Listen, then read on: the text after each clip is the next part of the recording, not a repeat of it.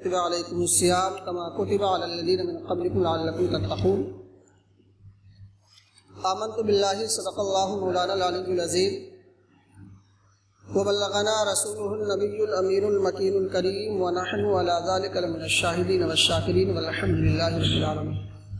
آپ حضرات جو شریف پڑھ لیں. اللہم صلی علی سیدنا و مولانا محمد بارک وسلم صلاۃ و سلام علیک یا رسول اللہ صلی اللہ تعالی علیہ وسلم. عزیزان ملت اسلامیہ، کل آپ حضرات نے روزہ چھوڑنے کی وعیدیں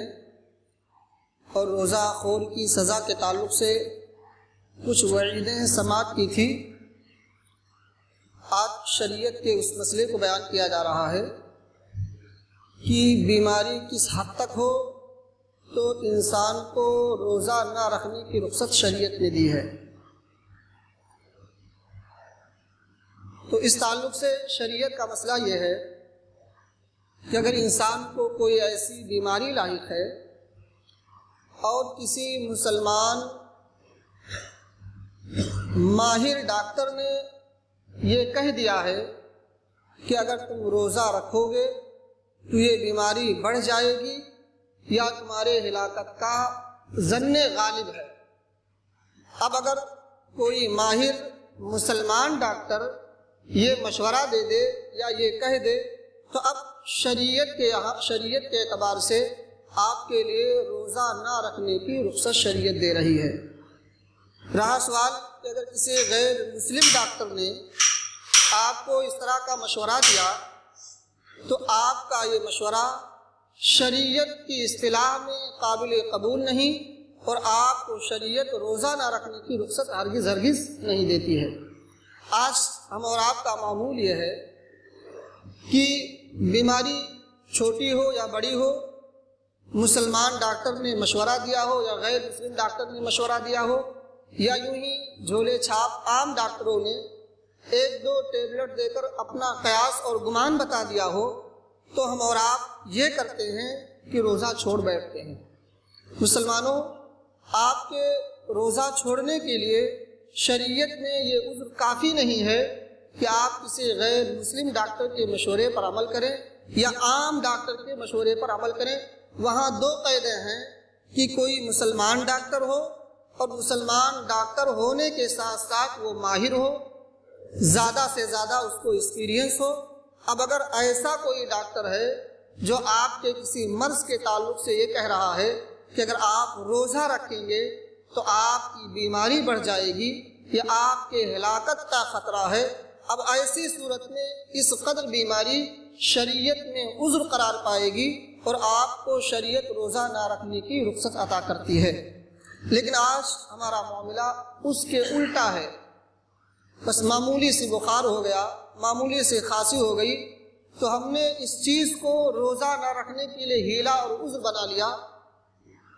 اور بعض تو ایسے ہیں کہ ابھی اس بیماری کا علاج شروع ہی نہیں کیا ہے، قیاس اور گمان پہلے سے لگاتے جا رہے ہیں کہ مجھے بخار تھا یا مجھے فلاں بیماری ہے. اے اللہ کے بندو، اللہ تعالیٰ سب سے بڑا ڈاکٹر ہے، سب سے بڑا طبیب ہے. اس طبیب مطلق نے جب آپ کو 11 مہینے کھلایا ہے، پلایا ہے، ساری نعمتوں سے نوازا ہے اور 1 مہینہ آپ کو روزہ رکھنے کے لیے حکم دے رہا ہے، تو کیا اس پروردگار کے لیے ہم اور آپ 1 مہینہ بھوکا نہیں رہ سکتے ہیں؟ وہ بھی صرف اور صرف صبح سے شام تک. اے لوگوں، اللہ کے کرم پر نظر کرو کہ اللہ کی رحمتیں کس قدر انسان کی طرف متوجہ ہوتی ہیں کہ پروردگار عالم سال بھر ہم مسلمانوں پر احسان پہ احسان کر رہا ہے اور مزید اس مبارک مہینے میں بھی اس کی بے شمار رحمتیں ہم مسلمانوں کے ساتھ ہیں. پھر بھی ہم ایک معمولی سی بیماری کو، معمولی سی تکلیف کو، بلڈ پریشر کو، شوگر کو یا کوئی بھی معمولی سی بیماری کو ہم روزہ چھوڑنے کے لیے عذر قرار دے دیتے ہیں. یہ شریعت اسلامیہ میں آپ کے لیے عذر کافی نہیں. وہ عذر آپ کے لیے کافی ہے جب کوئی ماہر مسلمان طبیب آپ کو مشورہ دے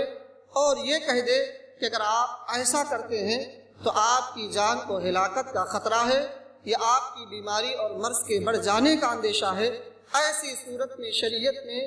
آپ کے لیے یہ عذر قابل قبول ہوگا، اس سے پہلے آپ کا عذر قابل قبول نہیں ہوگا۔ روزہ نہ رکھنے کی سب سے بڑی بدنصیبی یہ ہے کہ اللہ تعالیٰ رزق سے برکتیں چھین لیتا ہے، اور اس کے آگے یہ کہ اللہ تعالیٰ چہرے کی نورانیت چھین لیتا ہے، چہرے سے رونق چلی جاتی ہے،